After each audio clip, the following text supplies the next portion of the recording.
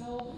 And without further ado, if no one has any questions, we look forward to an engaging, nice, fun with great arguments today. We encourage you to offer to your eyes and accept them. So without further ado, the first speaker proposition. Quick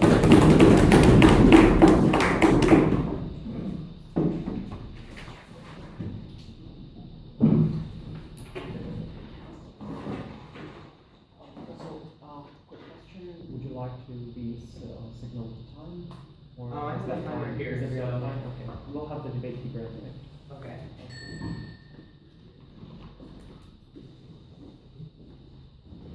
Scarcity. This word, though only 3 syllables, has done much more than what it seems like it could do. For scarcity has affected almost every single part of our society and of our civilization. No matter what you study, whether it's economics, law and criminal justice, theft, almost any topic that you could ever study, the word scarcity comes into play. And the reason for that is anything that we have in our world, anything that we have in our society, we have limited amounts of. After all, we only live on one planet. And this applies just as much to anything as it does to medical resources. We only have a limited amount of funds, of health care, and of different things like organs that we can transplant. All of these different medical resources that we only have a certain amount of that we can only give to specific people and to specific patients. Because of that, the proposition team supports the resolution. This House would consider lifestyle choices and the allocation of medical resources. Let's go ahead and look at 2 definitions real quick so that we're all on the same page. First of all, lifestyle choices. The proposition sees this in the motion as purposely choosing an unhealthy lifestyle aware of the consequences. What we mean by that is if somebody chooses to smoke, if they choose to be addicted to alcohol, if they choose to eat a lot of unhealthy food and become very obese, all of these are lifestyle choices. People are aware that the consequences of these actions are not good for their health, but they've still chosen this lifestyle. Secondly, we're going to define medical resources. That's basically funds, healthcare, medicines, organs, etc. Different things that you can use to get people back up to health in hospitals and in other places of medical treatment. Now that we've gone the definitions out of the way, let's go ahead and look at one stance of the proposition team. And that's that we're going to be talking about public hospitals. And Daria is going to expound upon this more in her second proposition speech, but the main reason for that is that, first of all, private hospitals already have more leeway in what they choose. And secondly, there's different options that patients have in regards to public and private. But again, Daria is going to explain that more fully. Now we're going to look at the model before we get into the actual arguments of the proposition team. What this all means is basically what the last thing to consider is. So consider a following example. You have somebody who's been a lifelong smoker, and on the other hand, you have somebody who's caught malaria. Both of these people have an issue where they need to come to the hospital and they need to have treatment. Now you look at 3 things. First of all, you look at whether both people are in the same danger. Let's say for this example, both of them have an equal chance of dying. Secondly, who's going to die more quickly? Who do we need to get to the fastest? Again, say that both of them are going to die in the same amount of time. Let's make it 3 months. Third and finally, that's when you look at basically who has signed up for poor health, who has chosen a lifestyle that has ultimately led to these negative consequences. Just 1 second. The person who has malaria, it was a random accident. They didn't do anything directly that caused them to get malaria. It wasn't a lifestyle choice. But on the other hand, the lifelong smoker made personal cost-benefit analysis. He decided to be a smoker. He decided to accept the consequences, and that's why he's in this position. Yes, sir? Even if he decided to the first one, it's incredibly hard to get psychologically out to stop smoking. Why do you punish them for this? It is hard to get out of smoking, I agree to that. But the fact of the matter remains that they've chosen to be a smoker, while the other person has not chosen to get malaria. First of all, you have to actually start smoking. You're not addicted until you ever start. But secondly, there are numerous examples of people who have actually stopped. In fact, my great-grandfather was a smoker and he stopped. Now let's go ahead and look at the arguments of the proposition team. We're going to look at 2 main ones. The first one is going to basically build some of the structure for our case so that we can expound a lot upon some of these ideas in the second argument. But the first one is personal cost-benefit analysis. Now, I mentioned this a second ago. But what that means is that people are able to look at the costs and the benefits of a certain lifestyle and decide for themselves which lifestyle they want to have. People know the consequences of different lifestyle choices, like smoking, drugs, alcohol, etc. No, thank you. Even in third world countries, people generally know about the consequences of their actions, and they know what's going to happen or what's likely to happen if they choose a certain lifestyle. When they make the choice on whether or not they're going to smoke, whether or not they're going to drink heavy amounts of alcohol, all of these they do personal cost benefit. They decide, is, for example, the heavy alcohol, is the whatever I might see as pleasure then, is that worth the consequences that I'll have later on? No, thank you. So now let's go ahead and look at the second argument, which is going to build upon this framework that we just talked about. And that is that someone always gets the short end. Somebody always has to get the short end of the stick. The reason for that is because there is scarcity in our world, there's scarcity in our society, there's scarcity when it comes to medical resources. The fact of the matter is we don't have an infinite amount of resources. We always have to give some to some people, and then others are not going to get as much, or they're not going to get any at all. Yes, sir? Could you please analyze on the legitimacy a state has to decide who is going to die? Yes, and it's a dirty question, and we don't like to talk about it. But the fact is, sometimes we do have to make a decision which of these two parties is going to suffer the consequences of death, who is going to have that sooner. And as unfortunate as it is, and it saddens the proposition to admit that we do have to ask ourselves this question, there ultimately comes a point where we have to ask ourselves, which of these parties do we need to devote more resources to saving? Those who have chosen the unhealthy lifestyle, or those who have done their very best to avoid the consequences? As we already talked about, people are aware of the consequences of their lifestyle choices. They do cost-benefit analysis. Now, we need more resources in order to give proper health care to everybody in a state. No, thank you. An example of this is a fire that happened in Bucharest about a year ago. There was a concert, and there were quite a few people there, but unfortunately the venue in which the concert was taking place burned down. It was about 50 or 60 people that were actually burned, and the hospital in Bucharest for burnt people couldn't hold enough. They didn't have enough resources to devote to all of these different people.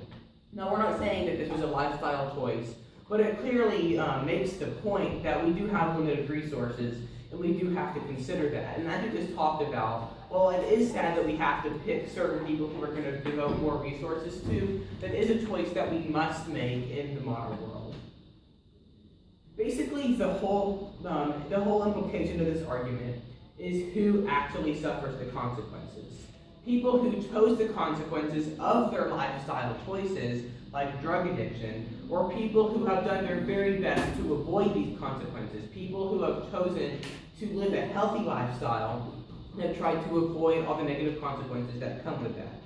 Ultimately, by voting opposition, you ignore justice. What you do is you shift the responsibility for somebody's actions to somebody else.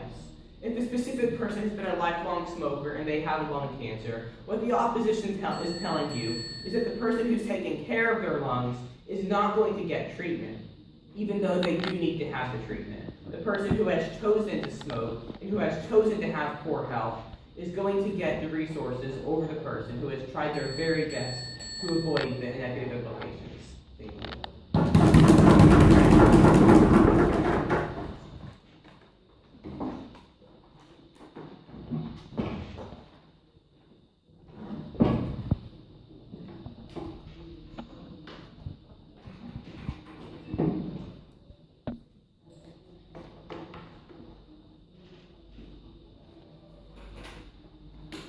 In fact, the first speaker from proposition and now to complete the debate, we invite for a stop.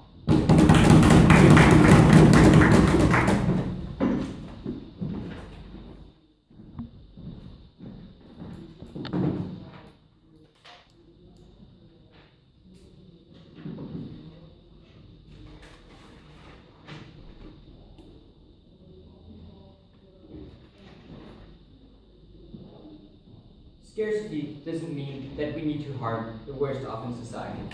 scarcity doesn't need to mean that we take away the most fundamental right of the people, to right to have a life, the right to lead a good life. We think that proposition is not doing their word. We think that opposition is the only ethical one in this debate.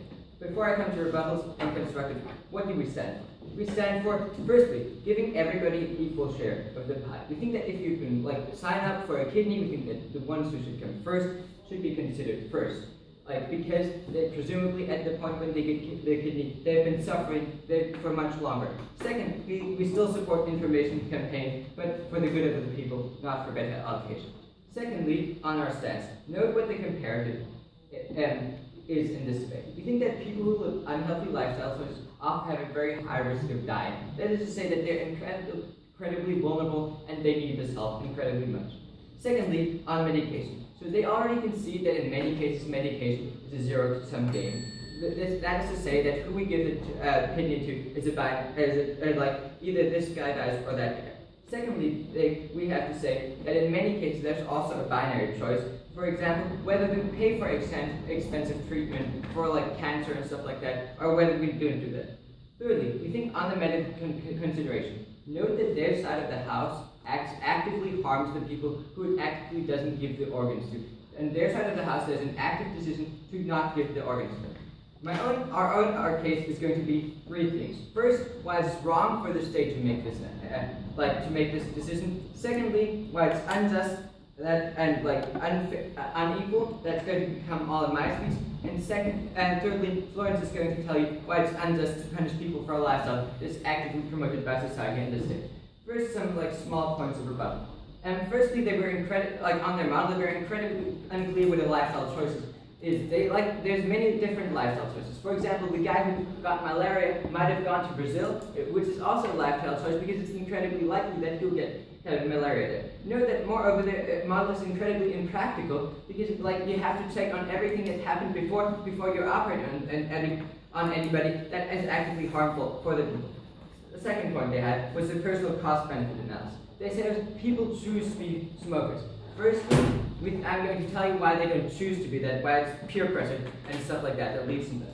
Moreover, we think that they made this choice maybe at some point in their life, but later on it's incredibly hard to get this out of this choice. Even if his grandfather got out of it, many people don't have the strength. We think it's unjust to punish them for that, because later they don't have the choice. They had it once, but not later. Moreover, we think that they never made the link that because the people made this personal cost-benefit analysis, that the state should also make this. We're going to tell you why the state has an equal duty to everybody. That's also going to take this down. Second point was scarcity. Note that this entire argument was basically contingent on their first argument, working that people make this cost-benefit analysis.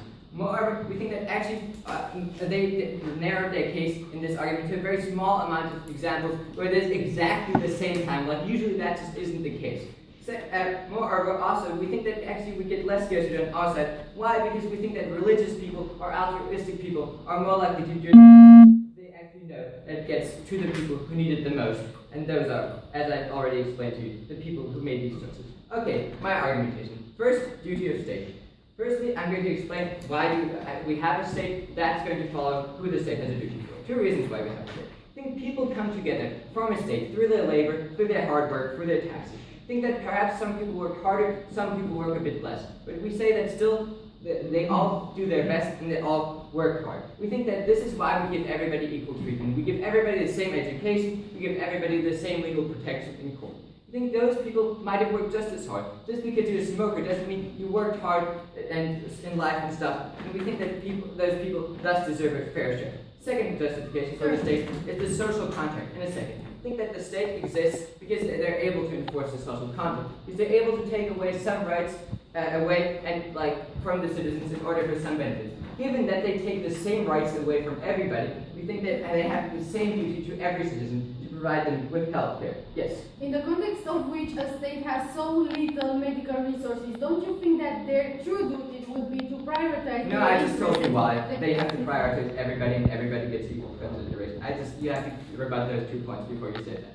Thirdly, we think that the state has a duty to preserve life. Why? The right to life is incredibly important because there's a fundamental human dignity that adheres in every human. It exists because every human only has one life, right? YOLO. We think this is very important. We think that they take away this fundamental right. How do they take this away? By actively not giving the person who smoked for a long time the treatment. We think that. Moreover, we think that they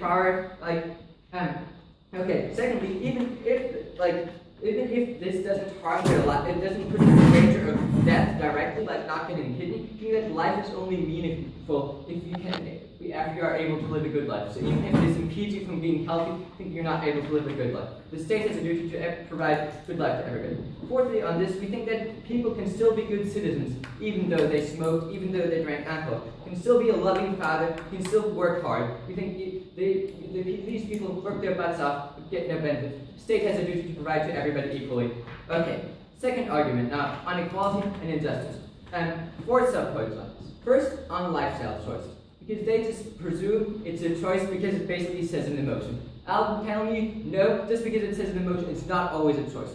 In many cases, there's coercion. This can happen actively. For example, by peer pressuring you into smoking. Note the reason why most people start smoking in the first place is because they're pressured by their friends. This is why most people start getting also people don't always have a choice because they just are very inexperienced. Note this is why most people get addicted to certain substances at a young age because they don't have knowledge. Okay, well, the lifestyle choices are not always a choice. It's unjust for them to punish you for that. Secondly, we think that even if it were a choice, it's incredibly hard to get out of that. We think that we already acknowledge that there's this incredible problem at a state. When we as a state acknowledge the duty to provide rehab. I think that this clashes because even if you at the one point make the choice, you think that you have an incredible problem to opt out. Even if you, but note that even if you opt out under their side, there's still punishment for you. Why? Because even if you smoke at some point in your life and then stop smoking, you still get harmed. You still get less medical bill. Thirdly, we think there's lifestyle choices you need to make because they're like basic necessities for you. For example, working in the mines. You need to often work in the mines to feed your children. However, working in the mines is a thing that's incredibly harmful. It's associated with lots of lung problems. And it's incredibly unjust to punish people for something that they have to do to feed their children. Fourthly, we think that we can only punish people for choices that they have full knowledge over. Know that people don't have full knowledge over either because they're very young and they don't have this knowledge. You are out of time for a long time. Secondly, we think they don't have full knowledge over if they in many cases the repercussions are incredibly unclear. Right? There's some people who smoke for 70 years and don't have a single problem. There's some people who do this. This is an incredibly unjust policy. The state has a duty to provide to everyone equally. The state has a duty to give the basic rights to everyone. This punishes people for unjust things. I'm incredibly proud to oppose.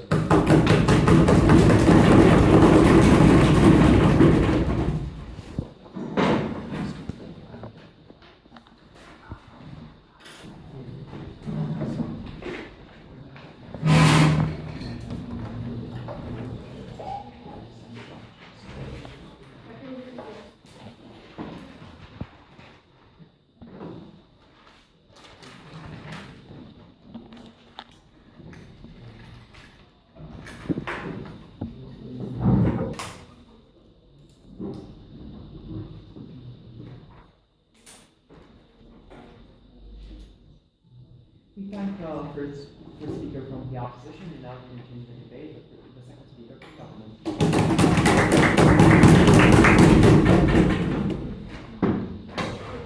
Mr. Speaker, today the truth is that if we could have protected everyone in this world, we wouldn't have been debating this motion right now. The truth is that we have so little limited resources that we have to use effectively and properly in order to prioritize our own interests today. We believe that, yes, indeed, we want to protect everyone and we want that everyone to have human rights, but the truth is that we live in a reality in which we can. We live in a reality in which we don't live in countries that have the best healthcare systems, or we don't live in countries that have the most medical resources like funds or healthcare or even organs, because they accentuated this point. And we believe because of all of those reasons, this motion is a key that could help us solve some issues that we have right now.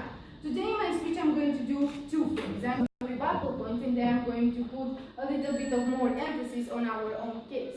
Firstly, about the choices point. They believe that people actually aren't guilty for having all of those choices of lifestyle. But what we say is that we are talking about people who, for example, have lung cancer, and they have a lot of chances from doctors, and when they continue to go to doctors, they are still going to be smoking. We believe that this is a choice. And like Joshua pointed out, the thing is that even when you are smoking your first cigarette, or even when you are drinking for the first time, that represents a choice in your life. Yeah. We believe that we are talking about people who neglect all of those advices from doctors, and we believe that those people indeed shouldn't be the top ones when we are considering treating other people.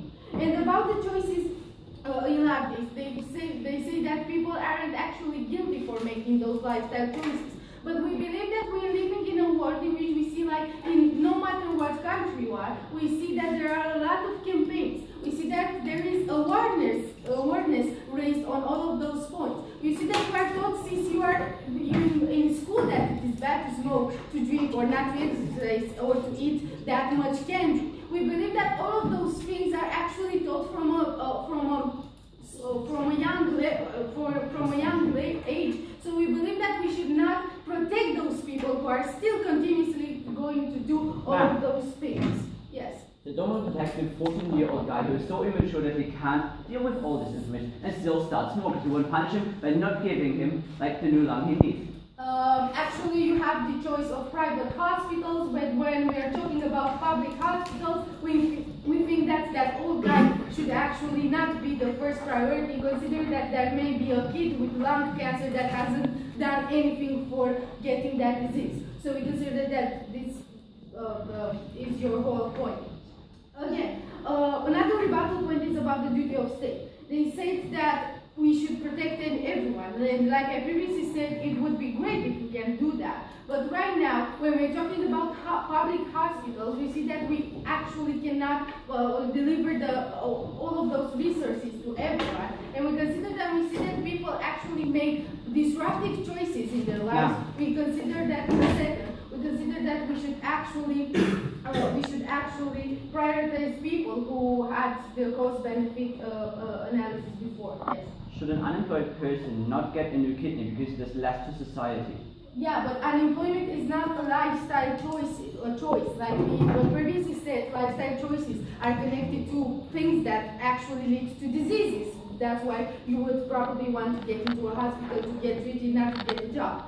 Another thing that we have heard from them is that people can be good and people can be good citizens, and they deserve to do that. Yes, we agree. Everybody deserves to do that, but in the context of which, again, we are talking about people who had to make some choices in their life. We believe that we should let other people who are even better be better treated. What we have told you today is the fact that we think that we actually deliver justice for everyone, because they consider, the opposition consider that this is a justice. We say that we deliver justice in the context of which we let people who are, for example, more vulnerable to diseases, or when we let people who actually didn't make those choices in their life to actually have a good health. We believe that we aren't neglecting in the context in which we aren't letting people die. This is their problem. We have warned people, we have gave them chances, but when we see that they are continuing to do that, we believe that we should stop right there. Now, let's talk a little bit about the legitimacy of choosing your patients and how public hospitals work right now. We have to consider the fact that we are referring in this motion, like Joshua said, about public hospitals. And we believe that in that context, the situation is even worse. And let's take a look on how those public hospitals work right now. We see that we have people from different environments who are coming there in the hospital in order to get treated. We see how we have for example, wealthy people who are going to public hospital. We see how we might have, for example, people from welfare programs who are going to hospitals, and we see that from all of those things, we have different people from different environments going to hospitals to get treatment.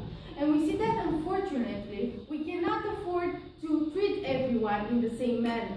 We see that we don't have the same resources, and in most times we cannot manage our time effectively or our resources to treat anyone. And when we consider the fact that we have the examples of countries like Romania where our systems aren't that developed enough in order to actually please everyone. We see how we have problems, for example, with being neglected and etc. And we consider that it is important to protect all of those people. And how is the link with the motion with all of those things? Because once we actually let those people who are making those bad choices leave from those hospitals or not prioritizing their own health care, we believe that we could actually manage to treat other people better. And we believe that governments actually know the resources of a state. Governments actually know that they have problems. Hospital administrators actually know that they have problems with those in their hospitals, and we believe that for all of those reasons, because we know that we have problems, because we know that we cannot treat anyone in the same manner, and we believe that we have to prioritize our own interests and to treat people who actually didn't make any disruptive things for their own lives, and people who are actually listening to doctors, and people who are actually working to get better. For all of the reasons, we strongly want to propose this motion.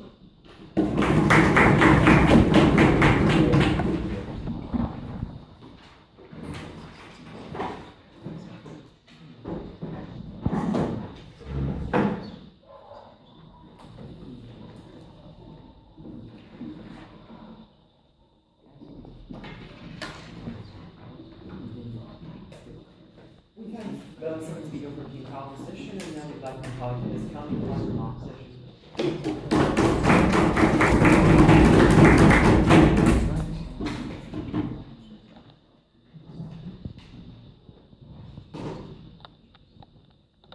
Ladies and gentlemen, we see sometimes problems with justice on all those people that go to hospitals. They just decide to get something, and we're going to tell you why this is not your fault, bro. We tell you why this is not equal. But ladies and gentlemen, let's first tackle some minor arguments in this debate. First of all, because they would allow, first speaker already pointed out that their model is extremely impractical. Because in order to evaluate how bad your lifestyle is for you, you have to look at hundreds of different factors. Not just what you smoke or what you drink, but where you work, what sports you do, how much sport you do. And we're telling you that this provides a huge incentive to lie.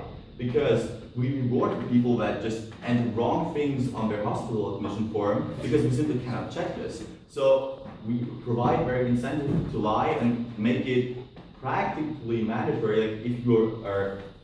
Like if you smoke, for example, to just hide it in order to get better. And we believe that this is a huge harm on their side. And then let's talk about some clarification with framing. Because what is a lifestyle choice? They said that being unemployed is not a lifestyle choice. We disagree because, we partly disagree because maybe sometimes you're fired for arbitrary reasons because your company went bankrupt. But many of those people just aren't educated. They decided to drop out of high school or decided that they did not want to work as a garbage man, which is a fine choice and a legitimate choice. But it is a lifestyle choice. So we believe that you have to justify why those people are actually also going to be harmed. And then my first speaker in our first speech talked about an incentive to donate by people. By altruistic people who would have a strong incentive to donate if their donations went to people who actually need it most, instead of people who actually just, for some arbitrary reason that side proposition decides to take a second, get it just because. Yes. Would you agree that here we're not talking about people who need it the most, but everybody who needs it? We're just talking about why they need it, what their lifestyle choices have been. Yeah, that's the point.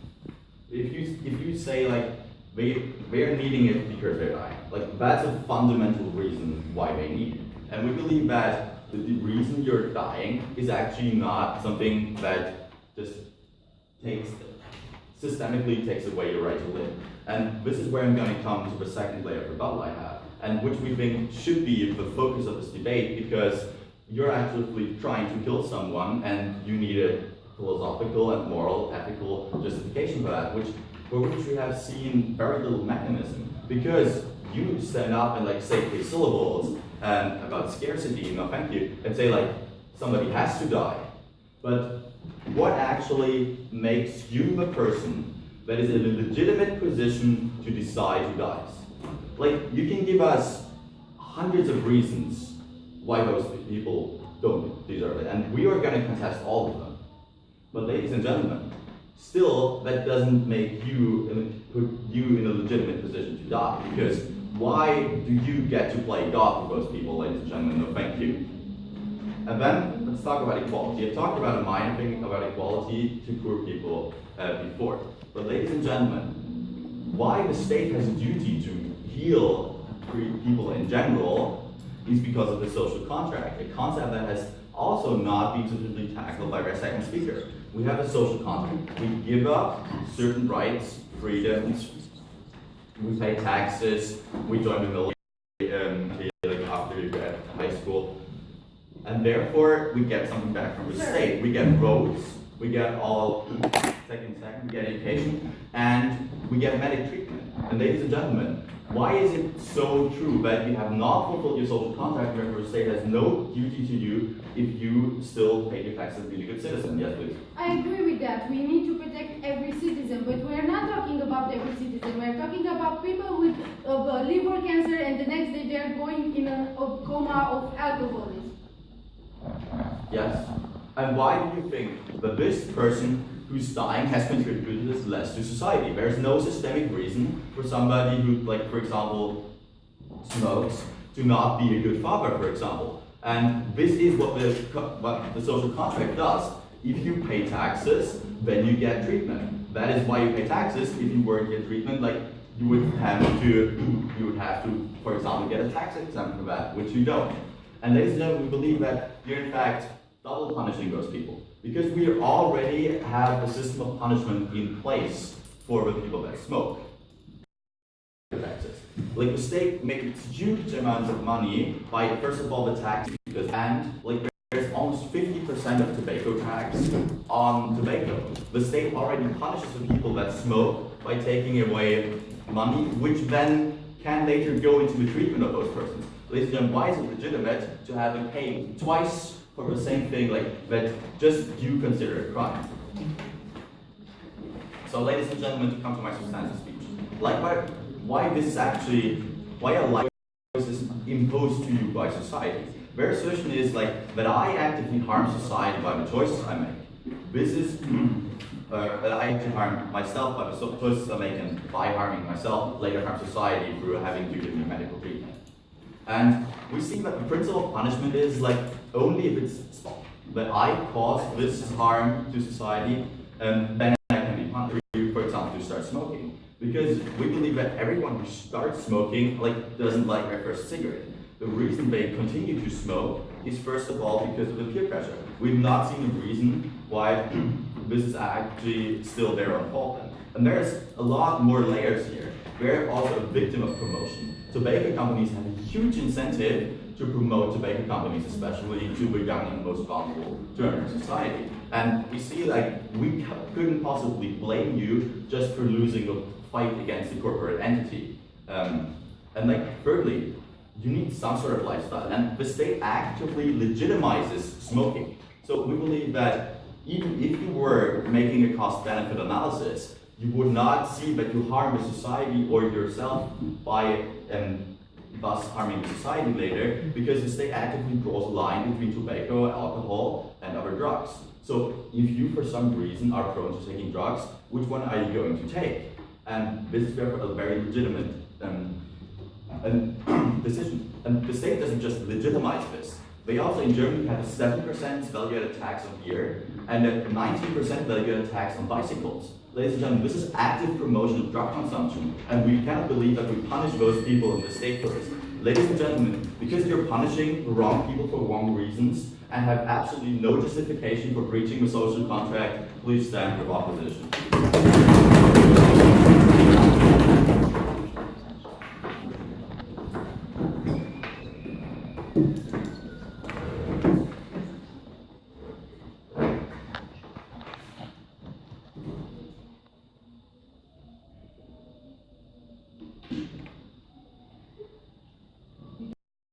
Opposition, and now to continue the debate, we invite the first.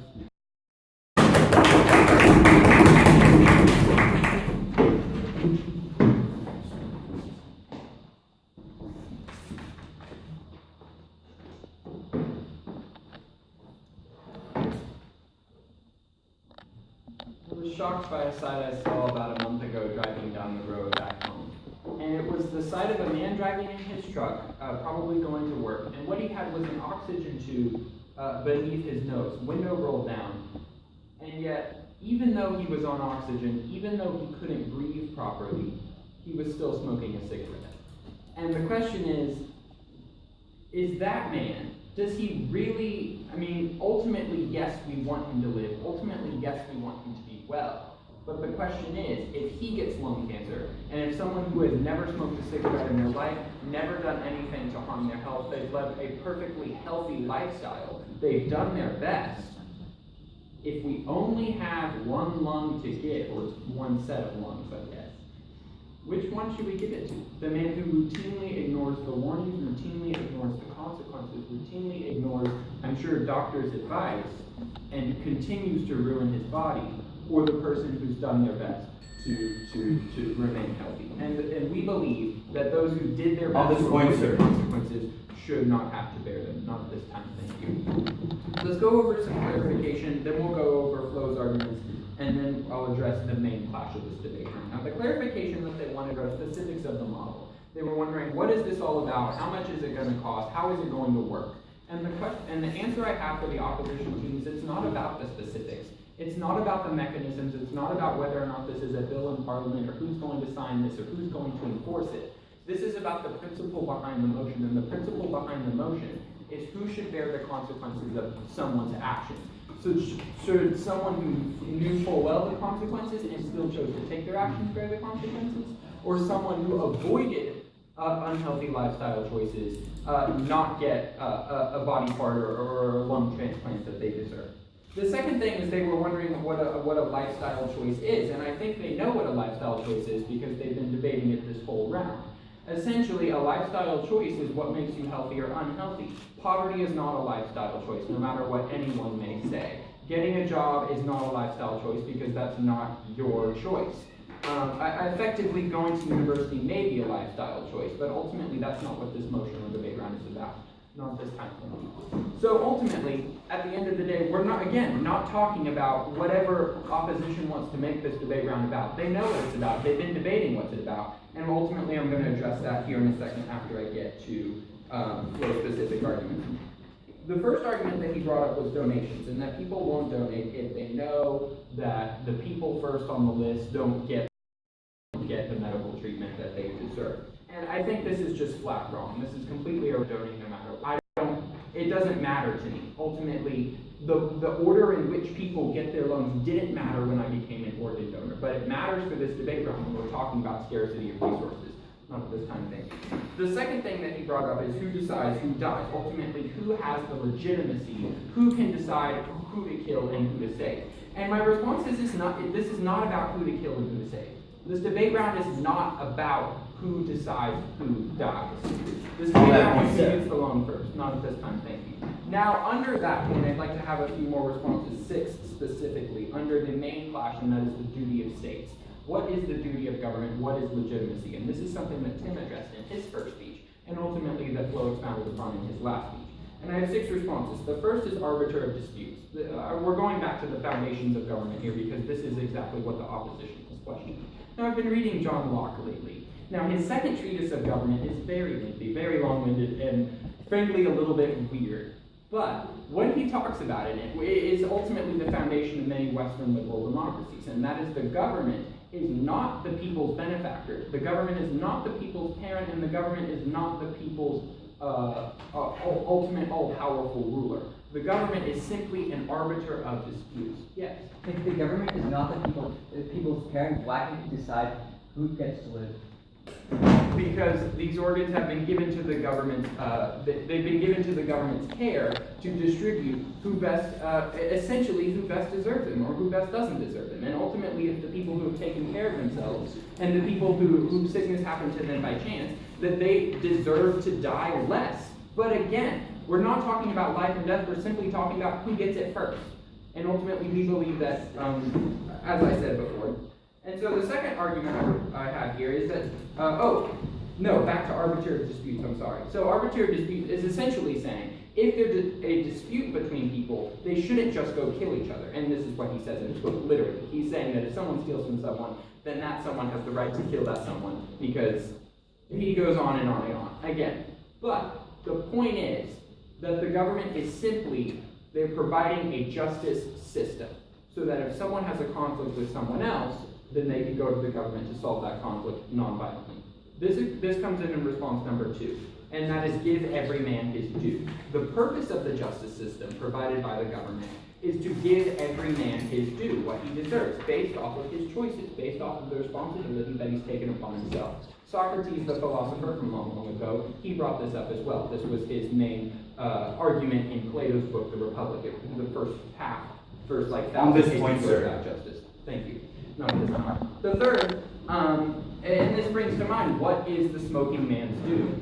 What is the man who drives down the street with oxygen in his up in his nose, essentially, and a cigarette in his hand? What is his due? Sure, his due is to live. Sure, his due is to be healthy. Sure, he has not committed a crime in the eyes of the law. However, he has chosen, whether by peer pressure, whether by addiction, he has chosen to remain knowing full well that it's harming him. Not at this time, thank you.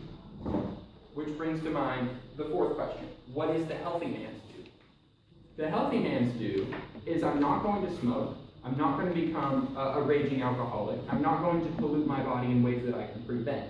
Now, if he has to work in the mines, that's fine. That is not a lifestyle choice. He's been forced to do that by virtue of income or by virtue of intellect or by virtue of whatever circumstance. But when we're talking about smoking, drinking, drug addiction, these are all lifestyle choices that people made. Whether it's by peer pressure or not, they took the responsibility and they made the choice and they had to do it. On this point. I'm in protected time, thank you. So, the comparison of the dues is this. Ultimately, I think the opposition team is wrong when they say we can all have an organ. We're all equal and we can all have as many medical treatments as we want. That's simply false. Even in the richest, most powerful countries on the world, there are thousands of people waiting for an organ that don't get it. In the United States, there are thousands of people on the organ donation list that need an organ that will not get them. That's because there is scarcity. We cannot have everything for everyone. And yet, the opposition continues to say that everyone deserves an organ, even though the little girl who got lung cancer just because it happened, or the man who smoked his whole life and is still on oxygen and continues to pollute himself. So what is society's due? Ultimately, society's due is not who gets there first, not who has the most money, but to benefit the man who has done his best, because that's ultimately all that any man can do. And any man's best is protecting himself, protecting his body, protecting his health, and if he chooses not to do that, we believe there are consequences. And ultimately, the people who did not choose the consequences, the people who held a healthy lifestyle, should not have to bear the consequences. Thank you very much.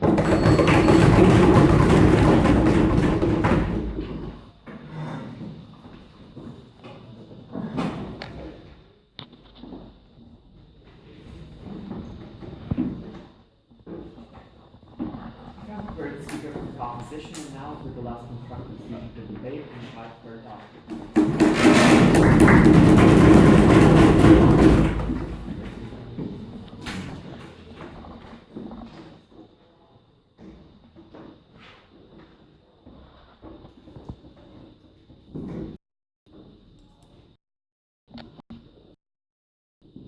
Opposition. It's not everybody's going to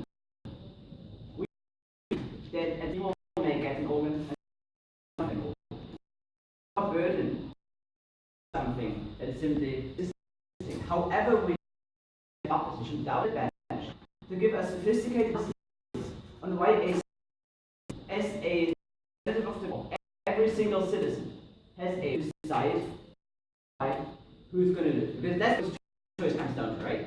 The proposition's case today on several